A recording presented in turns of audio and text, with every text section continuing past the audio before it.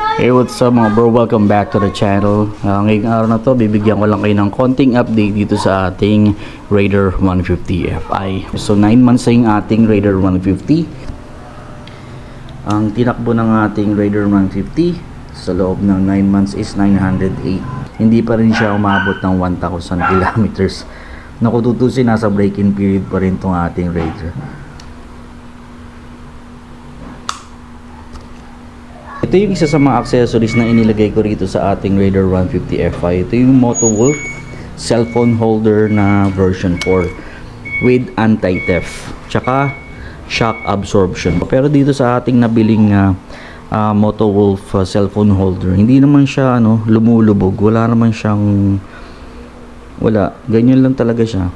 Hindi ko alam kung defective ba itong nabili ko o ganito ba lahat, kasi doon sa ina-advertise nila talagang pagka pinisil mong ganyan lumulubog, pero dito sa atin eto wala. Kahit anong pisil ko dyan, wala, ganyan lang siya. Ang maganda rito, talagang makapit yung yung cellphone. Kahit nga dito sa gilid na maluluwag yan, maluwag to, hindi talaga siya umalog. Tsaka nasubukan ko na to nung nag-outing kami, ginamit ko tong cellphone holder pang navigate. Yan, nilagay ko yung cellphone dito, hindi naman nalaglag. Ito naman isa sa mga accessories na pinalit natin. Hindi na tayo nag-stock mga bro. Naglaki na tayo ng sprocket. Bali ang sprocket combination set natin is 1441. Ayan. Yan. Nakabaligtad kasi 1441 yan.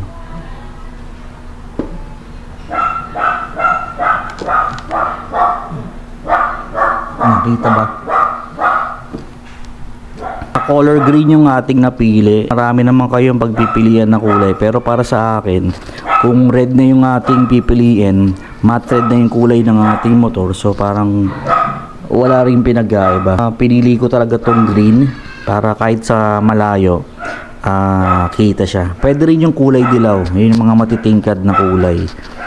Mas bagay dito sa ating Raider, kasi kung titingnan nyo, ayan siya, parang napaka plain lang, dark lang yung ating kulay ng ating Raider 150. So pagka ayan, meron siyang kulay na kakaiba, kulay green, pansinin agad. At saka tinanggal ko na rin yung pansamantala, yung chain cover, para mas makita lang buo yung ating sprocket set na nilagay. Ito nga pala yung ating pinagpalitan. Ito yung stock na sprocket set natin. 2 months ago, pinalitan ko na siya. Hindi na ito yung O-ring type, hindi na ito yung stock, bago na to. Ang brand nito is Okimura, itong chain na ikinabit natin. Sabi kasi nila yung yung O-ring type, yung stock na kadena ng Raider, mas matibay daw yun, pang heavy duty, which is wala naman talaga akong tutol doon. Yun nga lang kung bakit ko siya pinalitan, kasi nga sobrang tigas talaga, tsaka maingay maingay siya. Kasi ang alam ko sa O-ring type, hindi dapat siya nag-iingay, pero yun sa akin, talagang pagka umikot yung gulong na ganyan, itulak mo lang to, talagang maingay na siya, kaya nakakairita. So, pinalitan ko na ito, goods naman siya. Okay. Tsaka isa pa sa napansin ko dito sa ating sprocket set, nagawa ni Raceboy. Nga pala, ito yung brand niya, Raceboy. Ayan. Masyado siyang manipis. Sabi dito kasi 428, pero kung titingnan nyo kasi kinumpare ko yung kapal nung sprocket set natin na 428, mas manipis to, mas lighten siya. Kaya hindi ko alam kung pwede itong pang long ride o baka pang forma lang to.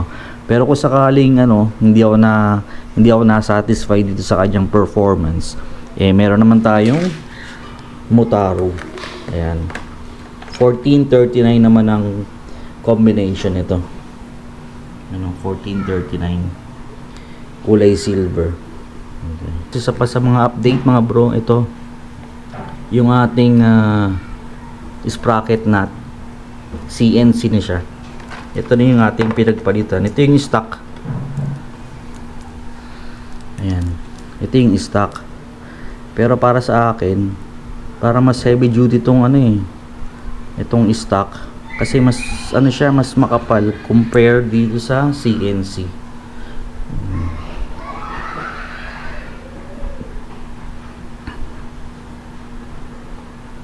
Ayan. Itong ating chain adjuster, hindi na rin to stock. Ayan, pinalitan ko na to ng CNC. Ayan, ito yung ating stock. Ito yung stock na madaling kalawangin. Actually, nilinis ko na to mga bro eh. Ayan, madali lang talaga siyang kalawangin. At saka ano yung kulay niya.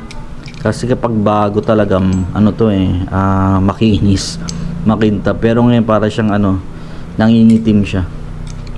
Ayan, nalinis ko lang siya kaya medyo maganda yung itsura niya. Pero yung sa loob nito, ayan, puro kalawang yan. Ayan. So kaya nag-invest na rin ako dito sa CNC para sakit kasi sa ulo kapag ka puro kalawang yan, no? Tsaka ano, isa pa sa kinagandahan nito, madali siyang i-adjust kasi nga alin na siya. Tsaka wala na siya yung naka-usling ganyan. Hindi kagaya pagka stock. Ayan, no? Nakalabas pa to. Okay. So yun yung ating update dito sa ating Raider 150 Fi.